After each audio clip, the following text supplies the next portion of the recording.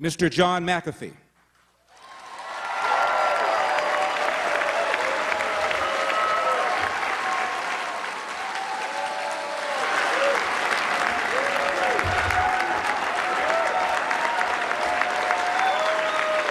Mr. McAfee has a degree in mathematics from Roanoke College. He is an internationally recognized pioneer in cybersecurity. He developed the very first antivirus protection system.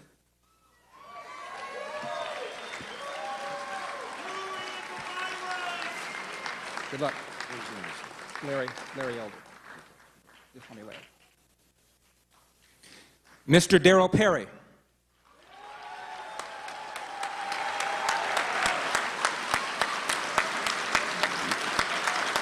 Born and raised in Birmingham, Alabama, my mom's home state. He's had a career as an author and as a host in TV and in radio. He's co-founder and co-chair of the New Hampshire Tea Party, and now owner and managing editor of Free Press Publications.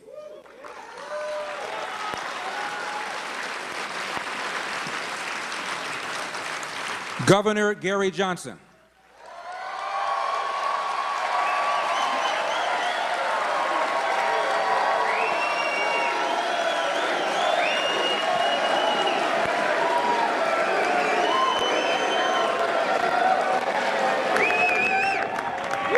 After a successful career as a businessman, he became the Republican governor from New Mexico from 1994 to 2003. He was the Libertarian Party's presidential candidate in 2012, getting more votes than any LP candidate in history. Mr. Austin Peterson.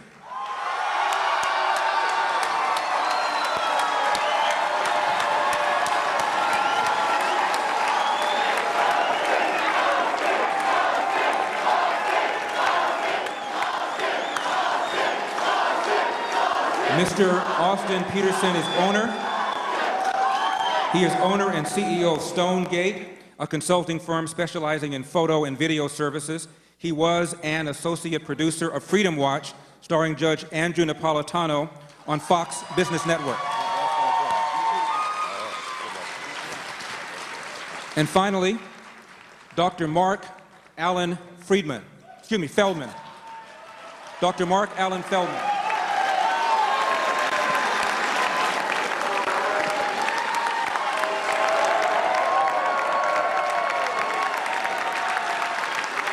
Dr. Feldman was born in Washington, D.C., graduated from Northwestern with a degree in philosophy.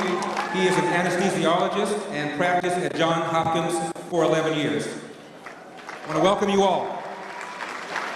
These are the 2016 Libertarian presidential candidates.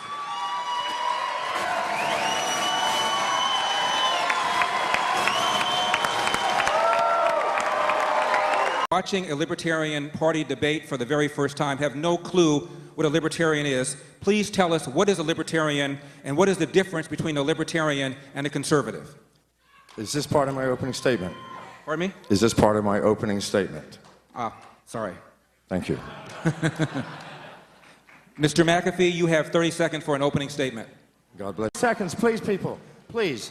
Now, if I get one more question about what we will do first day in office, no offense, I will lose it up here. I want some questions, please. Mr. Perry, most Libertarians think both major parties are bad. Does Mark get to answer the question? I'm sorry? Does Dr. Feldman get to answer this question? I thought he did. I'm sorry. Oh, good. My bad. In order to arrive at left or right, you could be born a Republican or a Democrat. But in order to become a Libertarian, one must first think to arrive at our positions. And of course, the friends of big governments always look at us Libertarians and say, you look like you've had a little too much to think. Vote Libertarian.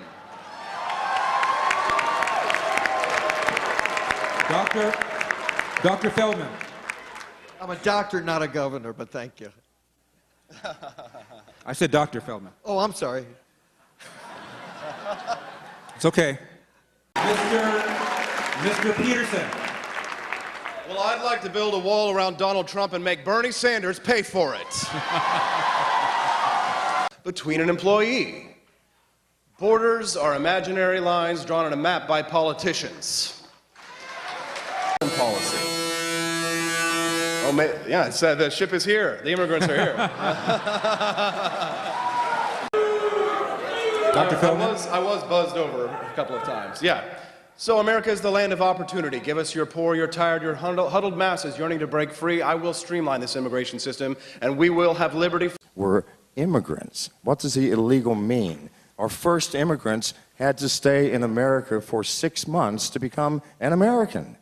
What's wrong with that? Please, open every border. We need diversity, we need work, we need creative people. Do you think the people coming here escaping oppressive governments are a problem? Only if we are an oppressive government. Mr. Peterson. Well, Gary, you took all my good applause lines. America... you wish. Yeah, America...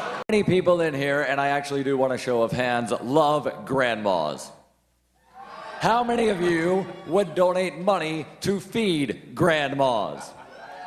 I do not see a single person that did not raise their hand. That's how you fund Social Security, Medicaid, and Medicare.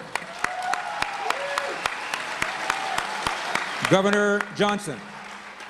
I think the only way that you reform Medicaid and Medicare is to devolve those functions to the states. 50 laboratories of innovation and best practice.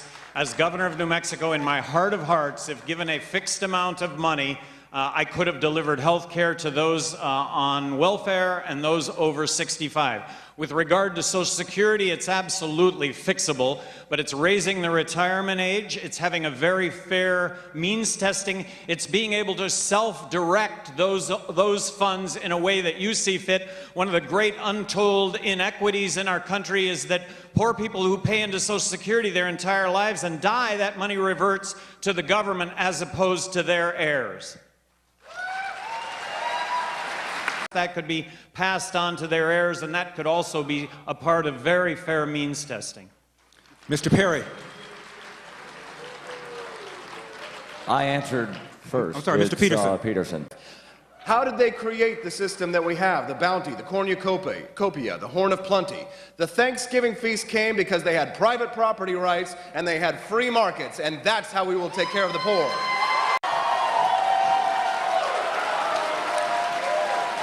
Dr. Feldman. I've been asked to ask you gentlemen to please remove your cell phones from the lectern. Apparently that's causing some sort of interference. Anybody have a... No? Okay. I'm a physician and a scientist. Completely.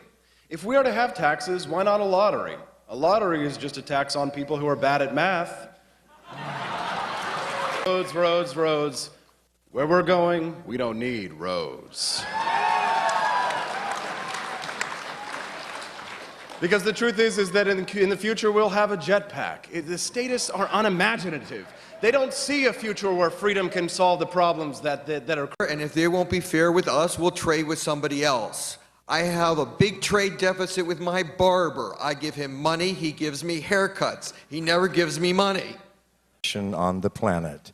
Name a country that has not been affected by our military activities directly or indirectly. If you can name one, I'll eat one of my shoes. So they Funded through theft and coercion. The military should be as big as it can be off of donations and bake sales. Governor Johnson, we spend more on our military than the next 15 or so nations combined. How large should our military be? Do we spend too much? Where would you cut? I think we spend more than all the other countries in the world combined, just by a little bit, but more than all the other countries in the world combined. I would look to reduce the size of the military, and I don't say defense, I say that it's offense and it's the military. I would be looking to reduce those expenditures by 20%, and that wouldn't be going back but a handful of years. I think you need a real skeptic at the table when it comes to military budgets. The fact that we have 100,000 troops on the ground in Europe, does anybody see the logic in that? And yet it continues to go on and on and on. As I mentioned earlier, we have executive treaties not implemented by Congress. We have executive treaties with 69 countries that we are obliged to defend their borders. This just doesn't seem right.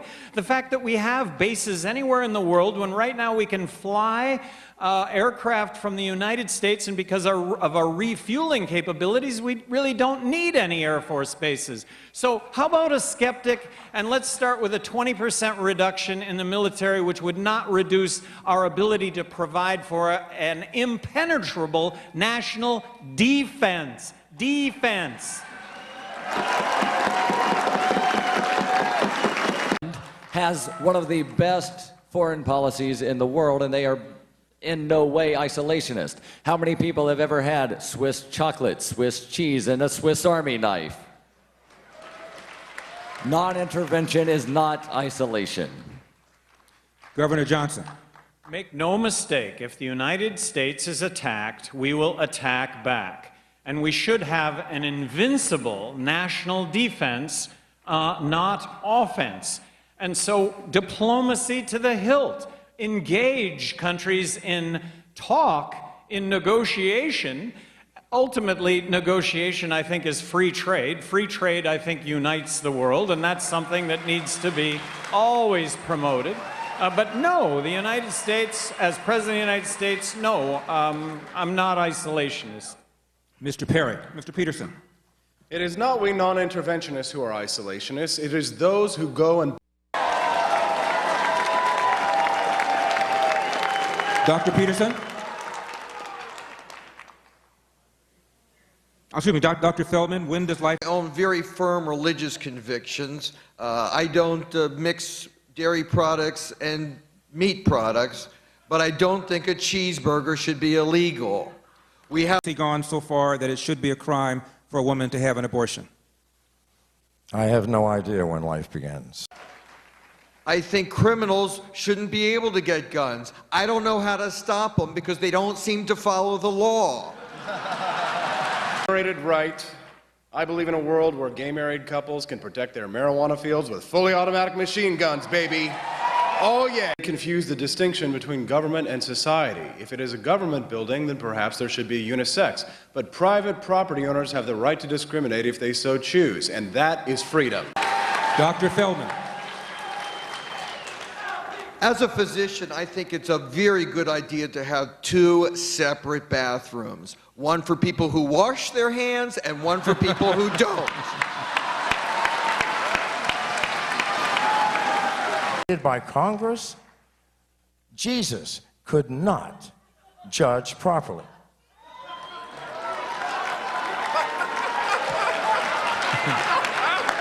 Right on cue. I didn't know he was in the house. Mr. Perry. Mr. Perry. Yes, Congress should hold hearings. Mr. Perry. I read statutes for fun, and so far I have yet to find the word tomato in any statute. But I don't think anybody here would say that tomatoes are not legal. I think that every substance, whether it be cannabis or crystal meth, should be absolutely as legal as tomatoes. There should not be any regulations on how much you buy, grow, sell, possess, consume, sell to your neighbor, give to your neighbor, throw in the air to land on the ground, wherever it may be. No regulations. Everything should be as legal as tomatoes. Governor Johnson. In 1999, I was the highest elected official in the United States to call for the legalization of marijuana. I think that's good news. In 2016, I'm still the highest elected official in the United States to call for the legalization of marijuana, although apparently Bernie Sanders is advocating such, and I think a lot of that has to do with his appeal among millennials. Look, I think when we legalize marijuana, we will take a quantum leap in this country with regard to drug use. If we were to legalize all drugs tomorrow, the world would be a much better place. 90% of drug problems are prohibition-related, not use-related. That is not to discount the problems with use and abuse, but that should be the focus. But again, people are smart enough to know not to give horrible, horrible things to children. Let's look at Portugal, and I'm going over time because everybody else has. Let's look at Portugal for a second. They decriminalized everything 15 years ago. Drug use, drug abuse dropped drastically. Everybody's safer because they're not afraid to go get help if they need it. Right now in this country, people are afraid to go get help because if they go to the doctor will call the damn cops.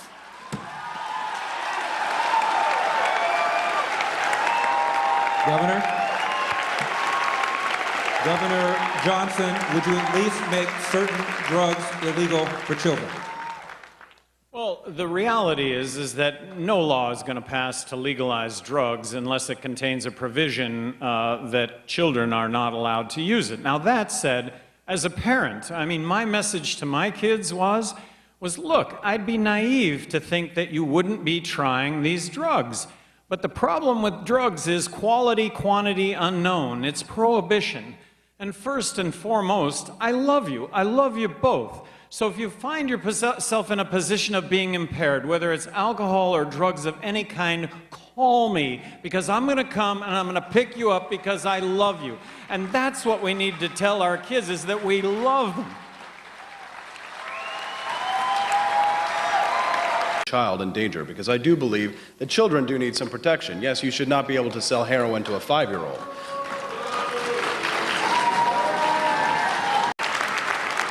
Governor Johnson, the Civil Rights Act of 1964 ended discrimination in both the private sector and the public sector.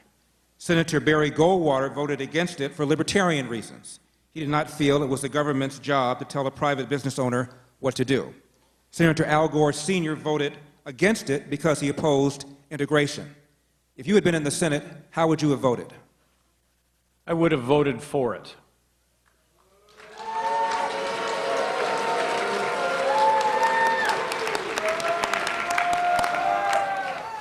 No elaboration? Nope. You still have more time? Okay. Mr. Peterson, had you been in the Senate? Wait, you just... I'm sorry? You're asking whether or not I would have signed the civil rights legislation in 1964, 1964. yes. Yes, I would have signed. Which is what you said, right. Mr. Peterson, would you have signed the Civil Rights Act of 1964, which ended discrimination in both the public and private sectors? Well, the senator has the power. Mr. McAfee. I don't think licenses are required. However, if you are under 16 and your parents say you can drive and you haven't done it before, you should put a flashing pink light on your roof at least so we can get out of your way. But that at the most. Far too many things. The government requires licenses for people to broadcast radio. The government requires licenses to get married. They require a license to drive. What's next? Requiring a license to make toast in your own damn toaster? Absolutely not.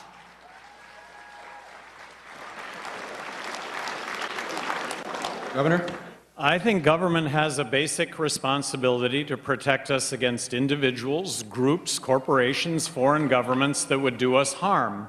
In that context, a license to drive? You know, I'd like to see some competency exhibited by people before they drive.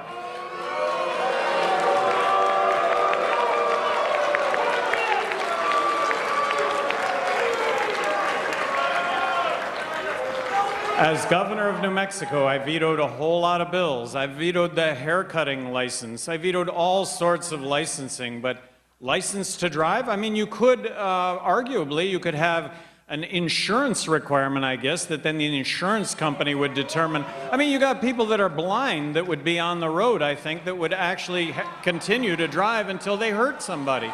I think... Gentlemen, we have come to the end of the question. If you want an actual libertarian on the ticket and you want to help the Libertarian Party actually be libertarian again, not with a watered-down message, but with an absolute message of freedom on every issue, every time, vote for me tomorrow so I walk off of this stage, the Libertarian Party presidential nominee. Governor Johnson, you have 60 seconds. Well, I got to run as a Libertarian in 2012, something I was very honored to carry that banner. I thought my marching orders were to grow the Libertarian Party, and I think because of your efforts, more than anyone else's, the Libertarian Party is growing. What I'd like to do is I'd like to fill up your current weekly meeting that's occurring in the treehouse to an auditorium, because thousands of people are going to want to hear this message. And at that meeting, you can tell them, hey, Johnson's not our best candidate, we are, and make that argument. But here it is, we do have an opportunity, and so many of you have worked for so long consistently to provide ballot access with your time and your money. And here it is, we're at a threshold here, a real threshold to grow this party and to make it better. And at the end of the day, shouldn't we try and make things better? Do we get from A to Z? No. Should we be able to articulate Z? Absolutely. But isn't D, if it comes up, if it's an availability, shouldn't we sign on to anything that makes things better? Anything that creates more freedom? Thank you.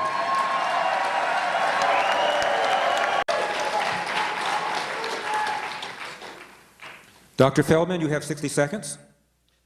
Some may ask Feldman, is he that libertarian?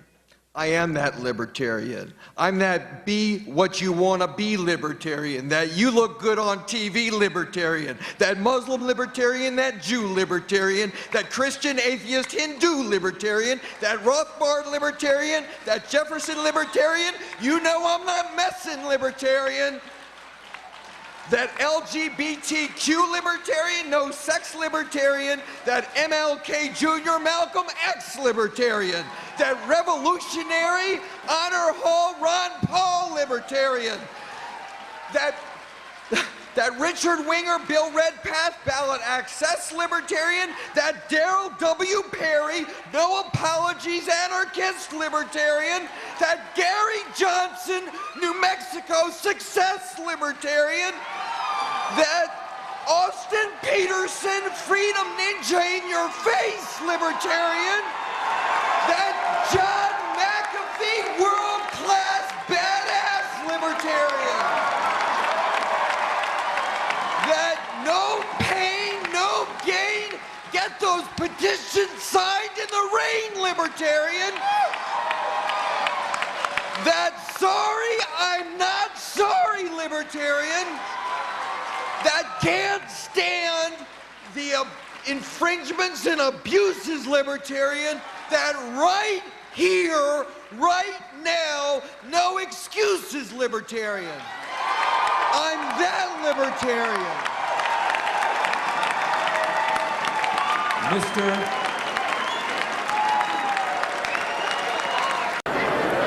Thank you, libertarians. Now sit down.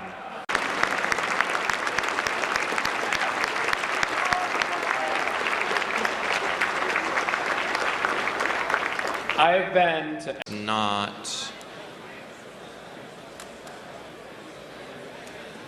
Hey, look, libertarians helping somebody.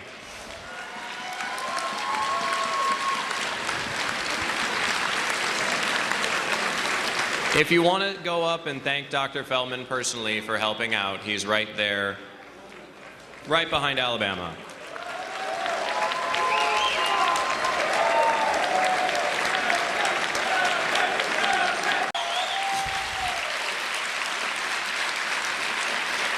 Where I came from, you don't want to ever go there to live like the way I did.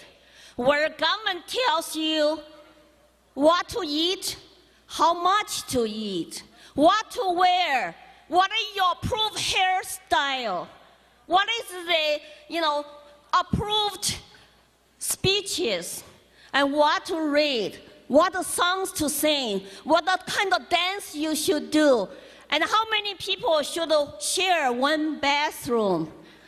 And I had to eat trapped rat's meat. I don't know if you have ever tried that, but it's not much meat. I'm here to tell you I fear for big unlimited government. I fear my children will not have the same opportunities to achieve their American dreams. That's why I'm running for U.S. Senate. I hate to see the country I love becoming more like the country I left.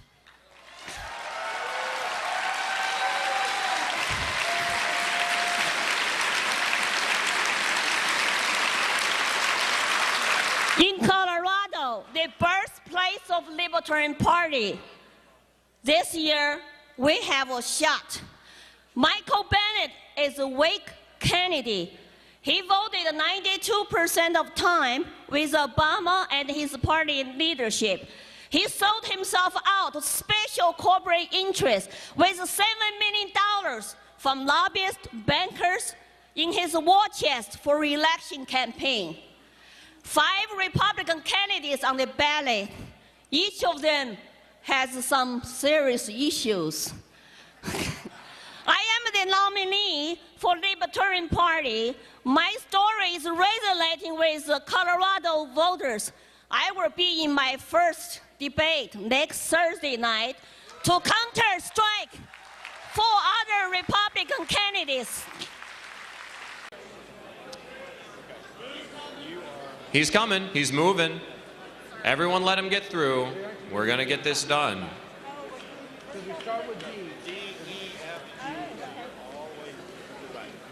Sorry, our chair was out getting a beer.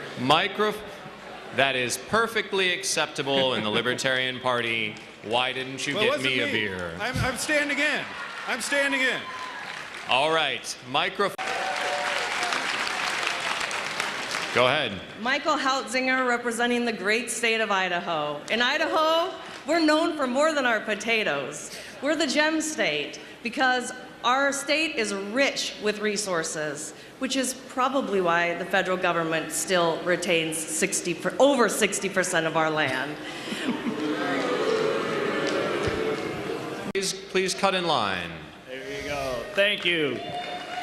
The great state of Illinois, where we send our governors to prison.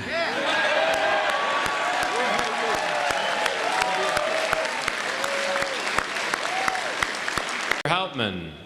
Joe Hauptman, chairman of the state of Indiana, who is very proud to have found 34 people willing to not be at the Indianapolis 500 today. It's not a famous one, is it? No, just the 100th. Is going to have our vote for Austin Peterson and 11 votes for the next president of the United States, Governor Gary Johnson.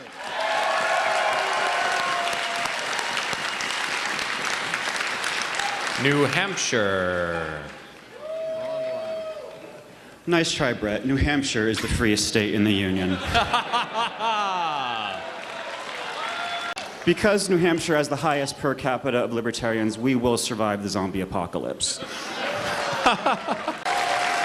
New Jersey. Hi. Melissa Edgar from New Jersey, and we're sorry. The state where you can't smile in your driver's license photo, but I mean, why would you?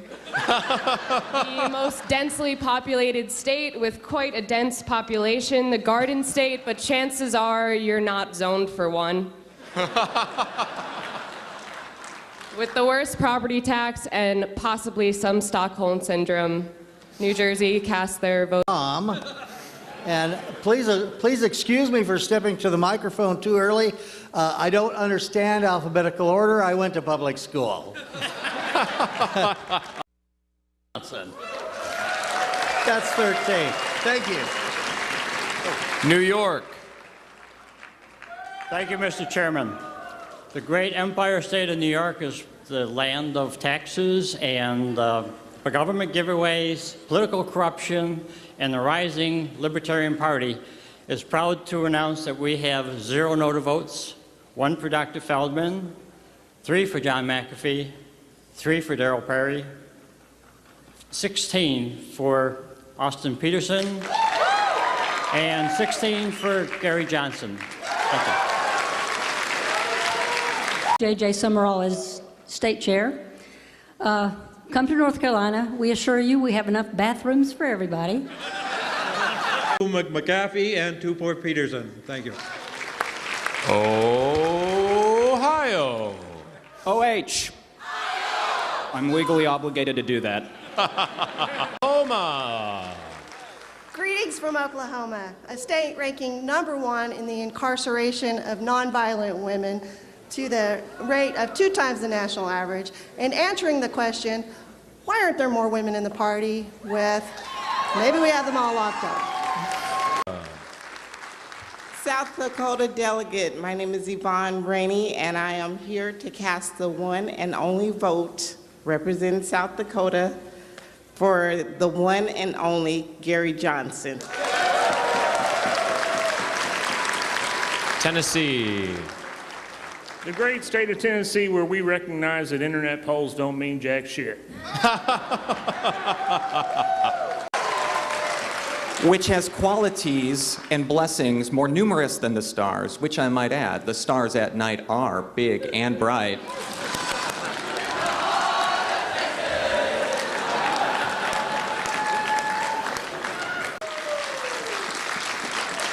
We are the doorstep to D.C., and we are ready to kick that damn door down. States, Governor Gary Johnson, 13. Wyoming. Mr. Chairman, Wyoming cast its votes as follows. Darrell Perry, 1.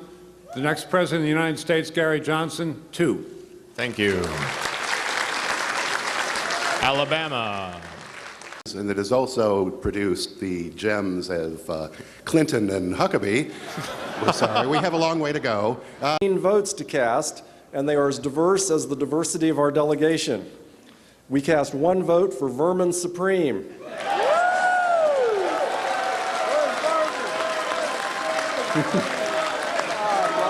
Yeah. One. Connecticut. Well, the great. You're supposed to drop the mic after you speak. That's right, I forgot. Go ahead, Connecticut. Yes, Mr. Chairman, could you please...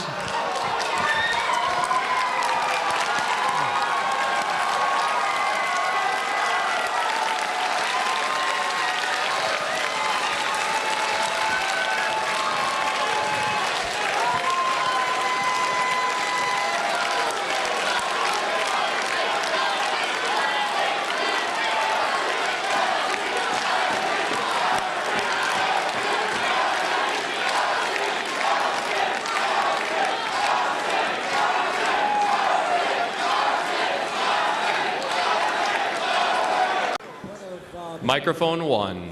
Point of parliamentary inquiry. Parliamentary inquiry, Mr. Perry. Since the balloting or the ballot counting is still going, is that previous motion not out of order? Which motion are you asking about? The motion to flash the results on screen instead of having the states read those? The chair has ruled that it is in order. Would you like to appeal the ruling of the chair? I'm hearing people say yes. All right, we'll do it then. Do you care to speak to it, or are we going to be good? I think we can just go to vote on this. All in favor of sustaining the ruling of the chair that it was in order to suspend the rules in order to dispense with people walking to the microphones and announcing the ballots state by state, please say aye.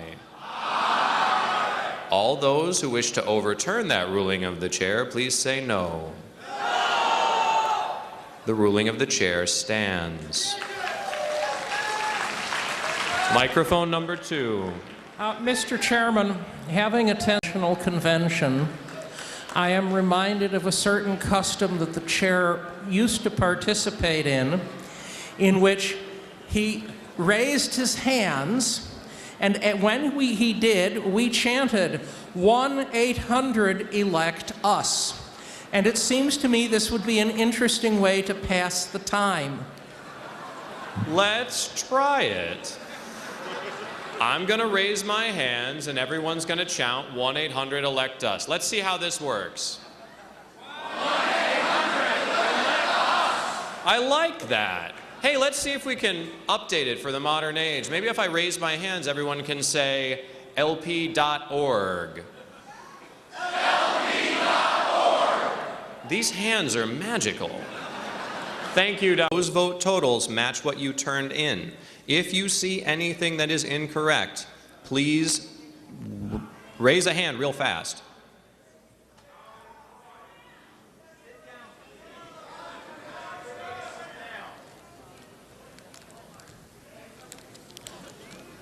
Go ahead and start scrolling. Whoop. Back up a couple. So this is Delaware through Kentucky. All right, go to the next one.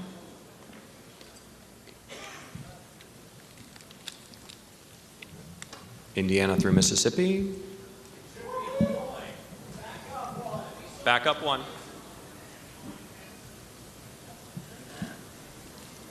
Is Illinois satisfied? All right, keep going then.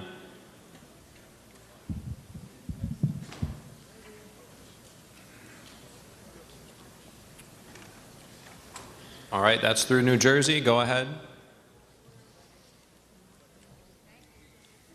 That's through Rhode Island.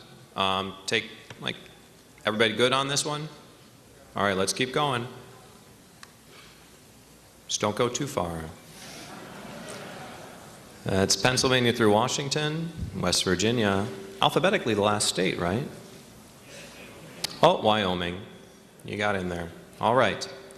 Now that we've reviewed all of the ballots cast, who's ready to hear who our nominee for the next President of the United States will be?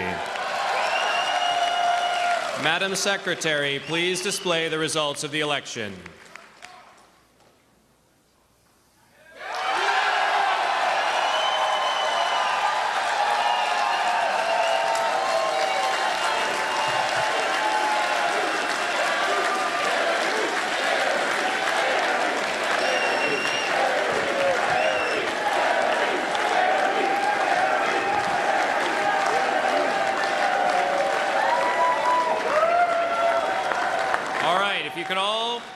Sit down for a moment. I'm going to ask, if everyone's seen the results, I'm going to ask the Secretary to take those off the screen and ask the... No, secondly, I do have a question about the man sitting on the left. Is this a point of order? Point of personal privilege. Point of personal privilege. Go ahead. Point of order. Number two, the man at the left is by the name of M. Carling. He is not an official of the Libertarian Party that I know of. He goes from state to state. We don't know where he lives. We don't know what his real name is. We don't know what he's doing on the stage. We do know that every time there's a Libertarian Party meeting, he's always on the stage. The gentleman will refrain from personal attacks in making his point of order. Okay, what is the gentleman's point of order? I want to know who succinctly. He is. I want to know who he is and why he's on the stage. Is the gentleman raising a point of order objecting to Mr. Carling sitting on the stage? Yes, I am objecting. All right, I will ask the sense of the body. All in favor of allowing Mr. Carling to continue to sit on the stage to assist the Secretary, please say aye. Aye. All those opposed, please say no. No. The ayes have it. Thank you, sir. Just one more thing. You are no longer recognized, sir.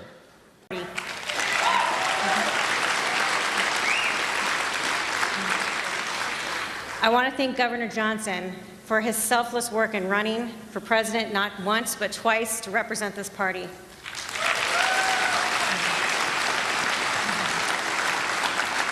It's, as any candidate knows, and many of you have been candidates, running for office is hard work and is a call of selfless civic duty and should not be underestimated as how important it is for this party.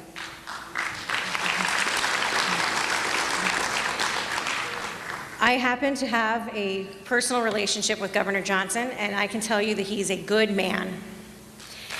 And what we need in the White House is a good man. But more importantly, we need a libertarian.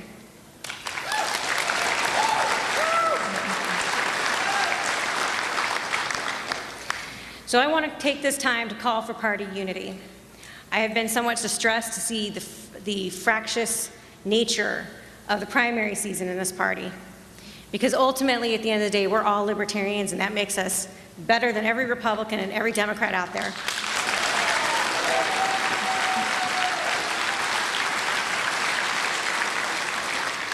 Because of the importance of this election, I ask that every Libertarian get behind our presidential candidate now.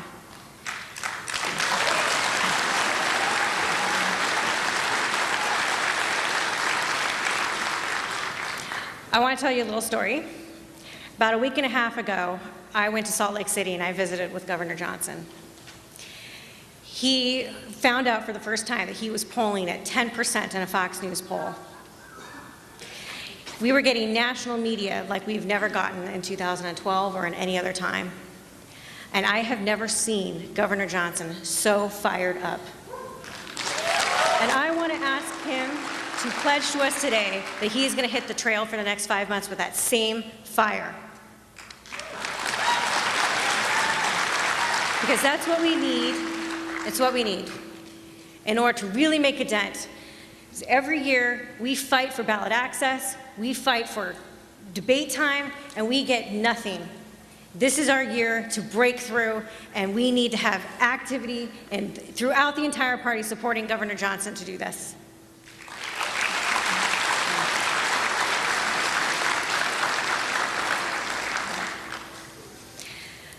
So I ask the delegates in this body to really consider unity and consider the purpose of getting behind our presidential nominee, who will hopefully be the president,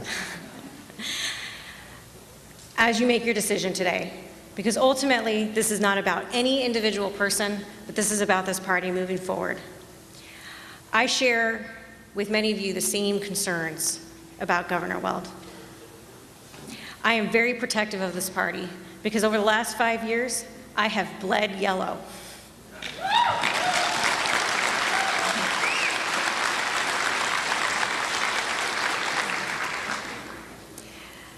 In my work doing ballot access, I have noticed that it is always the Republicans who sue us.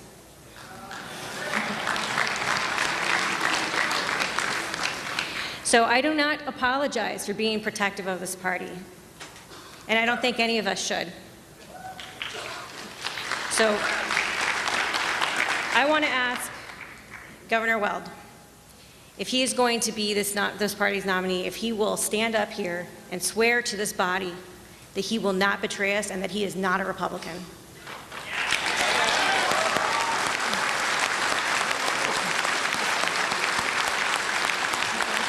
If Governor Weld is available, I'd like to ask him to come up here right now. Let's see. No, he's available. Is Governor Weld available? Come up here. Okay, good.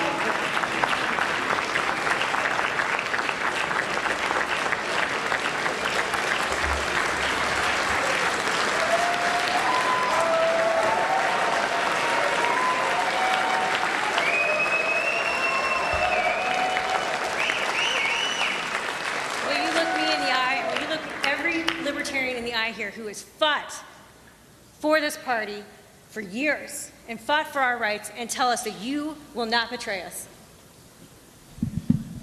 Alicia, thank you so much for having me up here. As I think I indicated earlier in my remarks, I'm a Libertarian for life. Okay?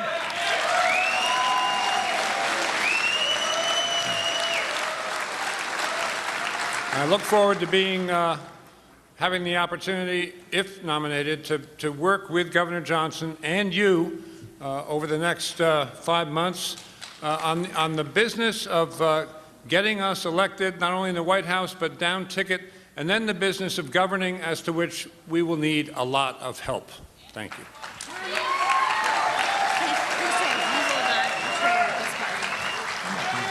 I will not go back to any other party.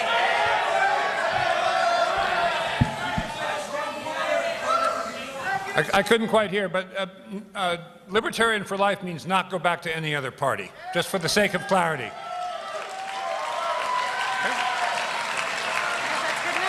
I hope that's good enough. Is that good enough?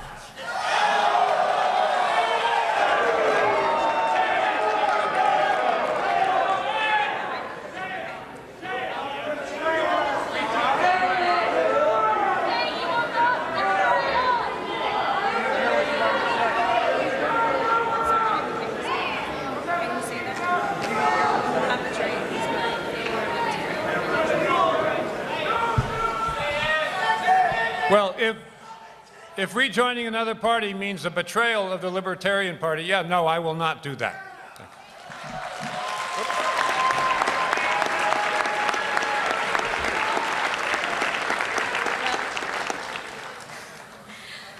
I don't.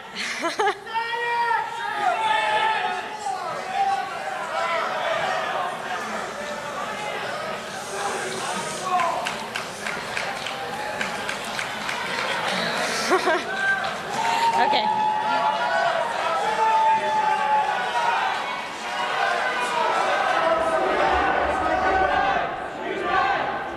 Excuse me. We'll stop the clock at 2 minutes and 30 seconds, and we will have order.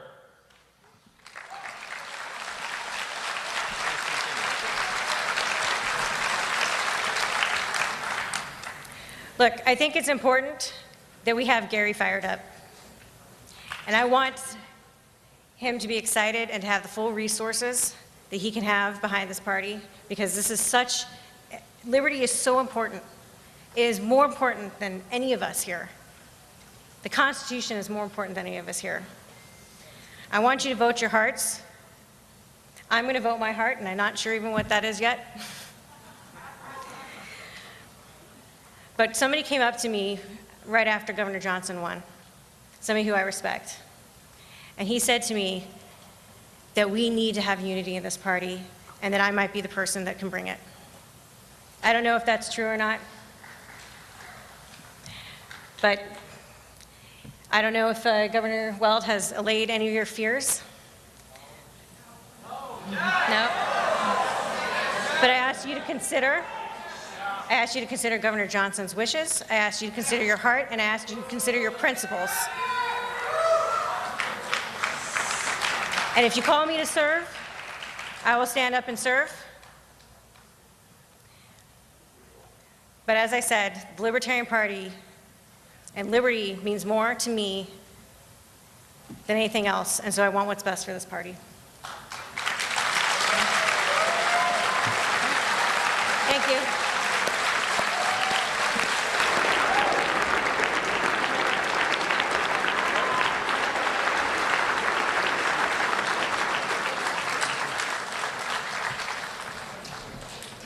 Thank you, Ms. Dern.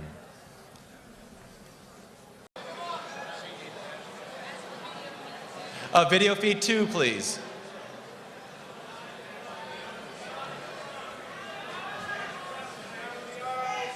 As those who are standing in the front, please stand lower or kneel or sit down so that people can see the screen. As they reviewed, they need to know there were illegal votes cast for people who were not eligible. So those are not listed as write-ins. There were write-ins cast. I believe there were 4 people, so that we checked to see if they're sustaining members. They're not, so it's illegal votes. So Okay.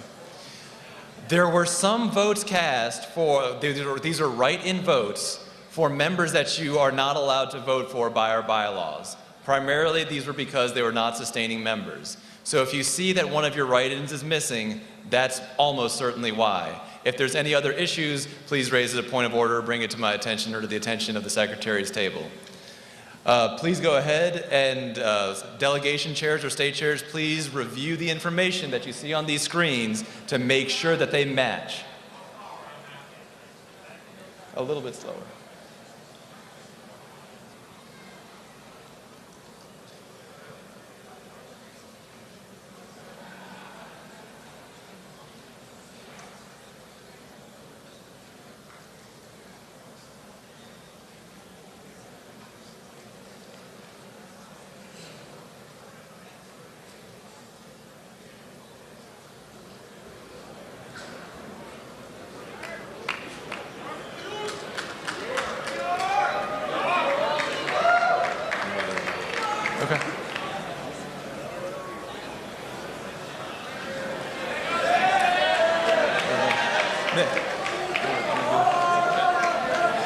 I'm going to pass the gavel back to Chairman Sarwark. Oh, what happened? Was that all of them? All right. So now we'll have the totals for the first ballot for the nomination for Vice President of the United States.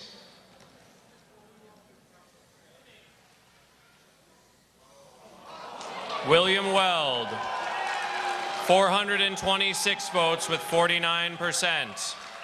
Larry Sharp, 264 votes with 30%. Will Coley, 93 votes with 10.7%. Derek Grayson, 48 votes, 5.5%. Alicia Dern, 29 votes for 3.3%.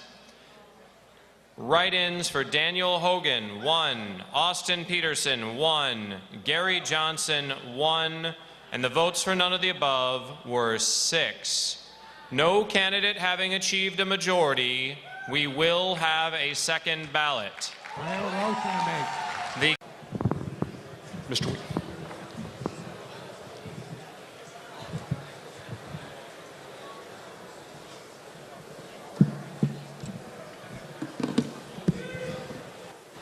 Well, after all the fun we've had today, I figured this we could use a little bit of fun. Yes. To the may I? Yeah. I'm sorry. Would the AV people start the clock when the gentleman starts to speak? Thank you. Thank you, Mr. Go ahead and start it.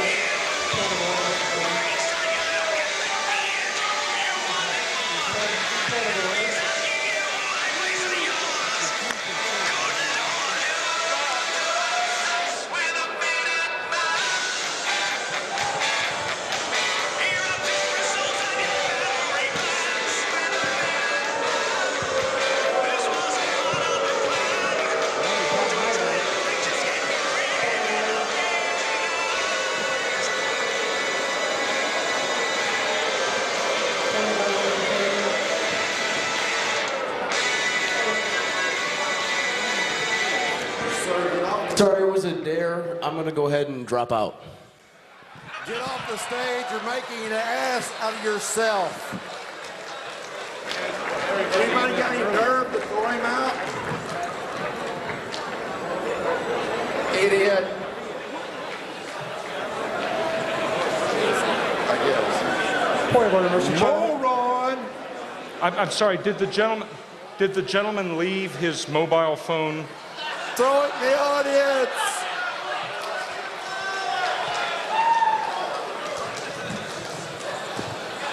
Mr. Chairman, point of information, is there an Thank you, ladies ophthalmologist in and the gentlemen. House? Right. Thank you. The next candidate for nomination, yourself, please. I am Charles Perallo. I was a candidate for this race. Now, one thing I noticed when I joined this was, you know, I wanted to make the Libertarian Party to be taken seriously, but, you know, taken seriously, we could have fun doing it. So when that gentleman got up, you know, did a little dance, it was wrong, but I played along. but the fact that he was able to stand up there for 5 minutes in his underwear was the most ridiculous thing ever. I have read 100 books on this ideology. I have donated a lot of my own money for this party. That was a joke, and I'm gonna let everybody here say it was a joke! Ellen Blickman, South Carolina. For what reason do you rise, ma'am? Point of personal privilege. Point of personal privilege. Ellen Blickman, South Carolina. Thank you. I concur with what Charles just said. I found that extremely offensive. That does not represent me. It does not represent the majority of people in this room. And I do not want the world to think that's what libertarians are. We are not that. Thank you. Is the gentleman see? First of all, the chair will observe that I think the point has been made concerning this gentleman was seeking recognition first. Are either gentlemen, is anyone at the microphone seeking a point of personal privilege regarding this particular point? I want to put... Yes, sir? Yes, I'd like to speak on a point of personal privilege. I have been a party member since 1993. I've spent tens of thousands of dollars. I have made a large investment of many hours. Point of personal privilege, please. I find that was so offensive, it was a violation of the non-aggression pledge because it was an attack on us as a party. Thank you, sir. I think we have one more. The chair will request a point of personal privilege. I think that there seems to be some sentiment that... We can stop the complaints, but we can't stop that. That's what you're telling me. Pardon me, sir? There's a limit to how much... I'm sorry, excuse me, sir, you've not been recognized. I'm sorry. Point of order, Mr. Chair. Point of order, the gentleman at microphone 1. Yes, Mr. Chairman, Who are you, sir? My name is Aaron Starr, California. Mr. Chairman, that gentleman defrauded us when he came up with the speech. But I have a resolution. I propose a resolution that deals directly with this, if I may. It would require a... I will read it. A two-thirds. It is a single sentence. It would require suspension of the rules to entertain a resolution. I'd like to read that, please. Thank you.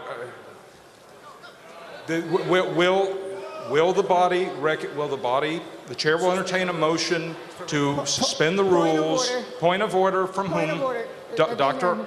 The gentleman, sir. Yes, sir. Sir, please, you recognized this gentleman for a point of order, yes, and then erroneously went to another microphone. Please allow him to make his point of order. Where'd he go? I'm sorry. There was a point of order. Sorry, he left. Mr. Chairman. Point of order. Yes, sir. This is a point of order? I'm not sure what you call it. I move to vote to suspend the rules for the purpose of revoking the membership. I don't think that would be in order, sir. The chair will rule that that's out of order. Point of order. The chair will rule that that's out of order. Point of order. I'm sorry. The gentleman here, microphone 1. Microphone 1. The gentleman will identify himself. My name is Aaron Starr. Yes, sir. From California. I have The chair will request order, please. Again, the noise from the background is very loud. Please quiet down. Thank you. The gentleman at microphone 1 has been recognized. Sir. I'd ask for a few minutes for us to consider the following resolution. It's one sentence long. First of all, we need to suspend. If I can read it, then you can decide whether... Is there objection to hearing the gentleman's motion before suspending? There is objection. So we will need to move to suspend the rules. It will require a 2/3 vote. All in favor of suspending the rules for entertaining the motion, please signify by saying aye. Aye. Those opposed, please signify by saying nay. Nay. It fails. Thank you. Is there a point of order? Are you recognized? Actually, I see this gentleman, the gentleman at microphone 4. Mr. Chairman, please identify yourself, sir. Mr. Chairman, George. Please identify yourself, sir. Well, if you'll stop interrupting me, I'll identify myself. Please. I am George Phillies of Thank Massachusetts. Mr. Chairman, you made a parliamentary ruling a few moments ago, and I believe you were in error. Robert's Rule 73, right of an assembly to eject a member, is totally specific, that we are entitled to eject a member. Hopefully my numbering agrees with yours. Thank you. The gentleman will inquire of the parliamentarian. Would the gentleman's motion, there was a motion the gentleman wished to put forward that would have, is there a difference, by the way, between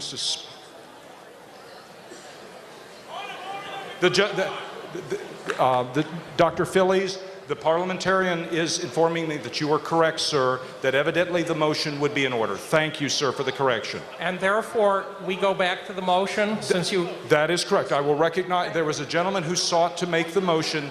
May I request that he come back to the microphone to offer his motion? My apologies to the body. I believe it was Mr. Carey. Mr. Carey, yes, please come to the microphone. And Mr. Carey, my apologies. Mr. Carey, please, my apologies, sir. Please go ahead. Roger Gary from Texas. Yes. I move to suspend the rules for the purpose... But before you speak, sir, let us have order so that the gentleman can be heard.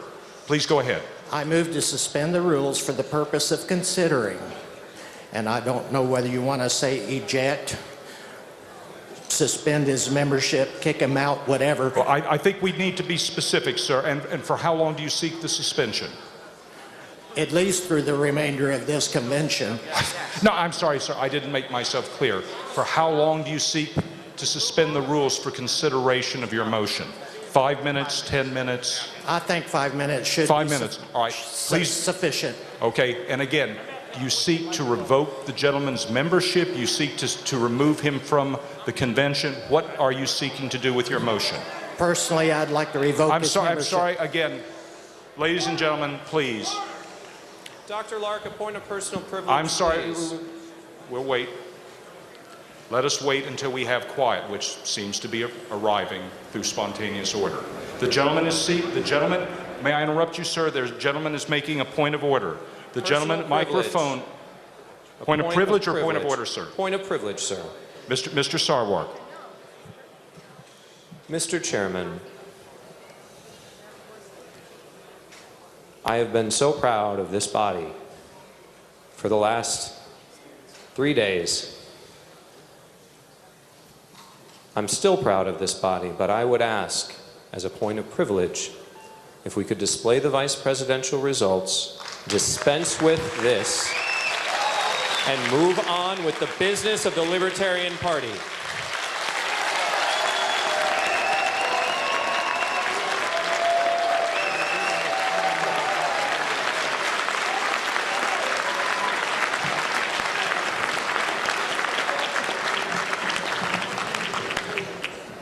Sir, how would you like to proceed? You had the floor. The gentleman has made a request. How would you like to respond to his request? I honor his request. I would like to do the same thing. Let's proceed. All right. Without objection, we will proceed. Is there anyone else who seeks to be recognized for a privileged motion? Hearing none, may we proceed to the vote totals. Before you do so, the chair will thank the assembled delegates. My apologies that I did not recognize the gentleman properly. Please accept my apologies.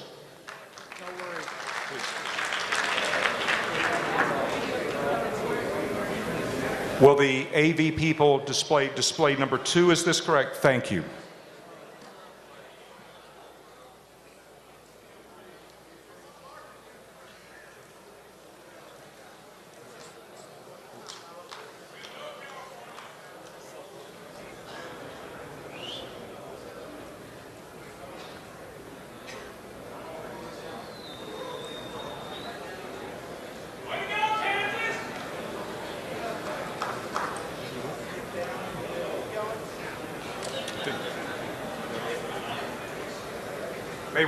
May we advance the slide, please?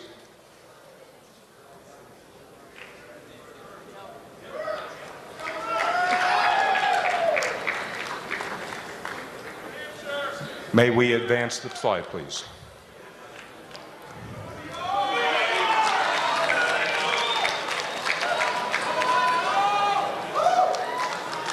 Yes, thank you. All right. Are there any state chairs that wish to offer a correction to the spreadsheet that has been displayed? Hearing none, we can then proceed. Is it display 1 from the AV people? Ms. Mattson says we're good, and damn we are.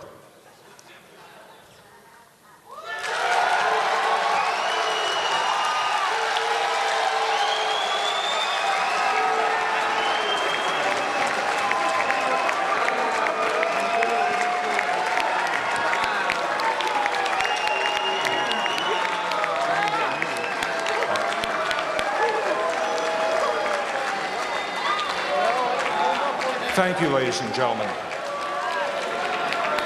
Ladies and gentlemen,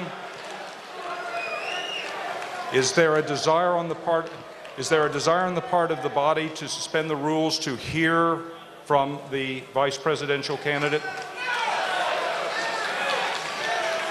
Would someone wish to make such a motion? So moved. Mr. Chair. Yes, I'm sorry, I hear this gentleman, microphone 1, has been recognized. Florida delegation, so moved.